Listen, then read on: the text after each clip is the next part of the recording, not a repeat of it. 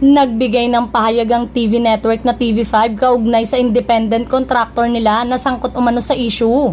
Sa Facebook post ng TV5 noong Biyernes, August 9, sinabi nila ang tungkol sa insidente umano ng kanilang empleyado at independent contractor.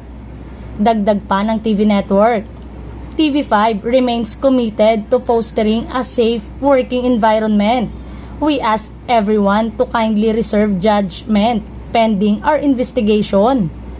Matatandaang isang lalaking talent ng TV5 ang dumulog sa programang Wanted sa radyo ni Senator Raffy Tulfo para ireklamo ang lalaking program manager umano ng nasabing TV network na umalay sa kanya. Matapos marinig ang panig ng talent ay nagbanta si Tulfo na aalisin siya sa programa ng Kapatid Mo, Idol Raffy, kapag hindi inaksyonan ng TV5 ang nasabing issue. Samantalang, naging usap-usapan ang makahulugang Facebook post ng direktor na si Daryl Yap. Aniya sa kanyang Facebook post, grabe ang balita tungkol dito sa GMA at TV5 network. Subalit, bilib siya sa ABS-CBN dahil sa kanila raw ay walang nagrereklamo.